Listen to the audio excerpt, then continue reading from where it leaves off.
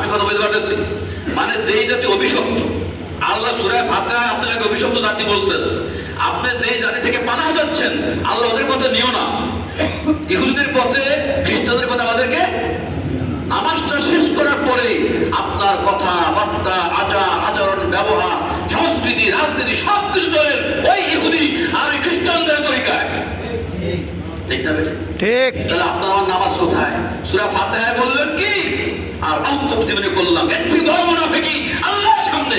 ইউখাদিউনাল্লাহ, আল্লাহ বলেন আল্লাহর সাথে ধোঁকাবাজি করে মুনাফিকরা। অতএব আজকে আমরা কথায় কথায় বলি, আমরা বাংলাদেশেও বলি, যখন রাজনৈতিক নেতারা বক্তব্য করি, আমরা হুজুরও বলি বাংলাদেশের 90% মুসলমান, বলি না আমরা? ইসলাম মিথ্যা দান নাই। হ্যাঁ, এটা ঠিক, রাজনৈতিক কারণে বলা যায়, মানে পরিচয় আইডেন্টিটি দিক থেকে মুসলমান ঠিক, কিন্তু প্রকৃত অর্থে আমরা 90% মুসলমান আছি? কয়জন নামাজ পড়ি, কয়জন রোজা রাখি, কয়জন শরীয়ত মানি? অধিকাংশ দৃষ্টিতে আমি আমার ছোট্ট আপনি গবেষণা করে দেখবেন, অধিকাংশ মানুষ হলো মুনাফিক। অধিকাংশ মানুষ কি মুনাফিক? মানুষ কি মুনাফিক? আমি এবং আমরা অধিকাংশ মানুষ মুনাফিক। আমি মিলে দেখে সব দিকে আছে। আমার দীর্ঘদিনের আলহামদুলিল্লাহ আপনার সামনে আজকে এই মসজিদে বলে 30 বছর, 2001 সাল থেকে আপনার সঙ্গে, আপনার আলহামদুলিল্লাহ আপনাদের সামনে এই মসজিদে এই জায়গাটায় আপনার সঙ্গে কথা বলতেছি 2001 সাল থেকে, বলে আলহামদুলিল্লাহ। এর আগে তো কথা বলছি, অন্তত ছাত্রদের কথা বলছি, কমপক্ষে 30টা বছর তাদের কথা বলে আলহামদুলিল্লাহ। এই অন্তত 30 বছর অভিজ্ঞতা আমি বললাম আমাদের অবস্থা এরকম। আর যারা ইহুদি, যারা অভিশপ্ত, আজকে অভিশপ্ত একটা জাতি, অভিশপ্ত একটা জাতিকে আল্লাহ চাপাইছেন গোটা মানুষের, মুসলমানদের মাথার উপরে। আমাদের অনৈক্যের কারণে, মূর্খতার কারণে আমরা কোরআন পড়ি না। এটা তাদের সফলতা। আজকে অ্যাপেস্টার খেলে কথা অনেকে জানেন না, যারা মানুষের গোস্ত খায়, এই যে ট্রাম্প, এই যে বিল ক্লিন্টন, এটা আছে আপনার জানেন যেগুলো, তারা মানুষের গোস্ত খায়। মানুষের গোস্ত খায় না, তারা নারী, ছোট্ট শিশুদের গোস্ত খায়। 3 বছর থেকে 9 বছরের মেয়েদেরকে জবাই দেয়, তাদেরকে আগুনে পোড়ায়, তাদেরকে ফ্রাই করে খায়, বারবিকিউ করে খায়। এইটা তারা খায়। ওদের কাছে শিশু হত্যা করা, মানুষ হত্যা করা এটা কোনো বিষয়ের মধ্যে পড়ে না। আর আমার দেশে গোটা দুনিয়া যারা নারীবাদী, বস্তুবাদী, তথাকথিতরা তার প্রতিবাদ করে না, জানে প্রতিবাদ করে না। এখন লেটেস্ট নিউজ আসছে, আজকে ইরানে যে বেহুদা বিনা কারণে আক্রমণ করলো, যুদ্ধ করলো, কারণ কি? অনেকে বলছে যে এই ইরানের মধ্যে এই অ্যাপেস্টন ফাইলের বিরুদ্ধে তারা লড়াই শুরু করছিল, এজন্য গোটা জাতিকে তাদের অপকর্ম ঢাকা দেওয়ার জন্য একটা যুদ্ধ শুরু করে দিল। ওরা হলো শয়তান। আজকে যারা শয়তান, সেই শয়তানের নেতৃত্ব আমাদের মাথার উপর চাপিয়ে দেওয়া হয়েছে, তাদের গজব। এই গজব থেকে মুক্তি পেতে হলে আপনাকে আমাকে যুদ্ধ করতে হবে। সেই যুদ্ধ নকশের বিরুদ্ধে, সেই যুদ্ধ করবেন কি? এখন তরবারি নাই, আমাদের বেসামরিক মানুষ। যুদ্ধ করবে মিলিটারিরা, যুদ্ধ করবে আর্মিরা, তাই না? যুদ্ধ করে প্রশিক্ষণ করবে। আমি খুব পারবো না। আপনার যুদ্ধ হলো বুদ্ধিভিত্তিক, আপনার যুদ্ধ হলো কোরআন দিয়ে। আল্লাহ বলছেন ওয়াজাহিদহুম বিহি জিহাদান কাবীরা।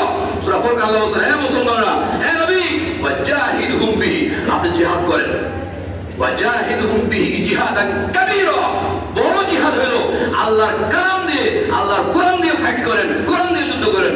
সুবহানাল্লাহ, সুবহানাল্লাহ। কোরআন দিয়ে ফাইট করেন কি আপনি? কোরআনে যা বলা আছে সেটা আমরা পড়বো, সেটা আমরা বুঝবো, কোরআনের বয়ান মানুষকে ছড়াই দেবো। তাহলে কোরআনের জ্ঞান আমরা চালু করবো, তাহলে কোরআন দিয়ে বড় যুদ্ধ করা হবে। আর অস্ত্রের যুদ্ধ মিলিটারি করবে। আল্লাহু আকবার, আল্লাহু আকবার, আল্লাহু আকবার, লা ইলাহা ইল্লাল্লাহ, আল্লাহু আকবার, আল্লাহু আকবার, লিল্লাহিল হামদ। ভাবছিলাম কথা কম বলবো, কথা শেষ করতে চাই হবে। আমাদের এই রোজা, আমাদের ঈদ সার্থক হবে যদি আমরা ইহুদি এবং নাসারাদের আনুগত্য পরিহার করি। ওদের আনুগত্য করা যাবে না। আপনি তো বলেন আমি তো করি না। আপনি তো জন্মদিবস পালন করেন, আপনি বিবাহবার্ষিকী পালন করেন, আপনি বোম ফোটান। কালকে বোম ফুটেছে ঢাকাতে। ঈদের না, ঈদ আসছে ভালো কথা, বোম ফুটাবেন কেন? ঈদ আসছে ভালো কথা, আপনি আপনার বউ, আপনার মেয়েকে এবার রাস্তায় ঘুরাবেন। এটা কোন ইসলাম? এটা ইহুদিদের কালচার, ইহুদিদের এটাই চায়। অর্থাৎ যত অনস্তমিক কালচার, এটা ইহুদিদের পরিকল্পনা। ট্রান্সজেন্ডার, নারী পুরুষ একসাথে বসবে, পুরুষ নারীকে, মানে পুরুষ পুরুষকে বিয়ে করবে, নারী নারীকে বিয়ে করবে, এটা কি ইসলাম? এটা সাইদি সাহেবের ভাষায় বলতে হয়। সাইদি সাহেব বলছেন একটা কুত্তা, একটা কুত্তাও তো, একটা পুরুষ কুত্তা একটা পুরুষ কুত্তার সাথে যৌন সঙ্গম করে না। একটা পশু, একটা পুরুষ পশু আর একটা পুরুষ পশু যৌন সঙ্গম করে না। আর যাদেরকে আপনি সভ্য বলে দাবি করতেছেন, যাদেরকে আপনি সভ্য দেশ বলেন, আমেরিকার কথা বলেন, ইউরোপ বলেন, যাদেরকে বলেন, তারা আজকে চালু করছে পুরুষ পুরুষকে বিয়ে করে, নারী নারীকে বিয়ে করে। পশুর থেকে অনেক কিছু না হলে এটা করতে পারে। আপনাকে নেতা নেতা মানেন, আপনাকে মডেল মানেন, আপনাকে সভ্য বলেন। আর এই টোটাল কাজটা করে মিডিয়া। মিডিয়া মানেই শয়তান। দলিল, আল্লাহ সাল্লাম যখন জান্নাতে থাকলেন, আল্লাহ বলেন জান্নাতে থাকেন, ওই গাছের দিকে যাওয়া যাবে না। শয়তান অভিনয় করে, অ্যাক্টিং করে আদমকে কি বললো? খুব কান্নাকাটি করলো, এখানে যান না, এখানে যান। ওইটাকে কি বললো? যে আল্লাহ তোমাকে ওই গাছের ফলটাকে নিষেধ করছে না। আমার খুব আফসোস লাগতেছে। শয়তান কেন আফসোস লাগে? ওইটা এমন একটা ফল, ওইটা খাইলে পরে তোমার জন্য জান্নাত, চিরদিন জান্নাত হয়ে যেত।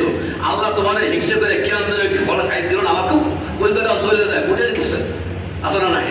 কোরআন সূরা 12 আছে। তো আদম এই শয়তানের ইবলিসের এই ধোঁকায় আমাদের বাবা আদম আর হাওয়া ধোঁকায় পড়ে গেছিল কিনা? ধোঁকায় পড়ে গেছিল কিনা? আজ এখন শয়তান মিডিয়াগিরি করলো, শয়তান তথ্য দিল। তথ্যটা কি সঠিক নাকি ভুল? ভুল।